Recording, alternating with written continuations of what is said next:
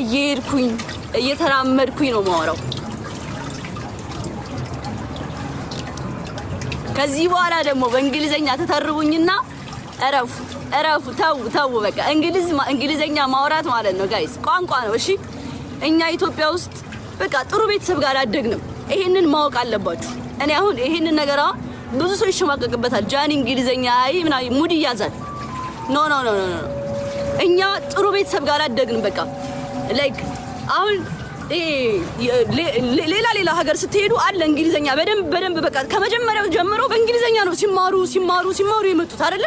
እኛ ግን ከሆነ ታይም ላይ ነው እንግሊዘኛ የምንማረው ራሱ ሙሉ በሙሉ እንግሊዘኛ የሚመጣልን ከሆነ ታይም በኋላ ነው ወይ ከ9 ነው አሁን ድሮ ከ9 ጀምሮ ነው እንግሊዘኛ ሙሉ በሙሉ የምንማረው እንጂ ላይክ ከ1 እስከ 8 እስኪ ማን ነው እዚህ ጋር መጥቶ ይጻፍ ሙሉ በሙሉ እንግሊዘኛ ነው አማርኛ ነው የምንማረው ሙሉ አማርኛ ነው የምንማረው ገባችሁ ማንንም ሰው እንግሊዘኛ ፐርፌክት ነው አይደለም እንድታቁት ማንንም ኢትዮጵያ ውስጥ እስኪ ማን ነው ፌመስ ሙሉ በሙሉ ሁሉም ቲክታከር በእንግሊዘኛ ሲያወራ ያየው ነገሩኝ ከዛስ ጃኒ ጋር ሙድ ተያዘ ይያዝ እኔ ስራዬን እየሰራው ነበር የዛኔ እኔ ብር እየሰራው ነበር ሜክ እያረኩ ነበር ምን ችግር አለው አሁን ደግሞ አድጌ እንደዚህ አስረዳችኋለሁ ነገሩ ገባችሁ እንደዚህ አስረዳችኋለሁ እንደኔ አይነት ጀግና ሴት የለም በጣም ጀግና ነኝ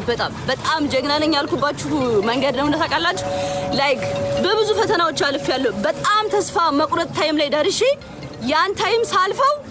እግዚአብሔር እንደመረጠኝ አወቅኩ በቃ እግዚአብሔርን ፈጣሪ መርጦኛል በቃ አልኩኝ እግዚአብሔር መርጠኛል ደክሜ ነበር የሆነ ታይም ላይ በቃ ለወድቅ ነበር በጣም ይሰለቻል በይዘ የሱአፍ በስማም አልገባችሁም እንዴት እንደሚያስጠላ ማለት የሆነ ታይም ላይ በቃ ያስጠላችኋል በቃ በጣም ተስፋ መቁረጥ ላይ ደርሼ አጠነከረኝ ጋዳ አጠነከረኝ እንደዚህ ደርሰ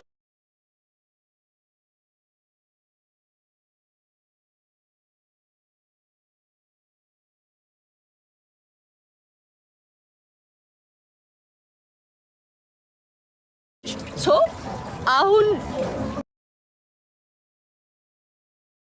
ነበረ በጣም ግን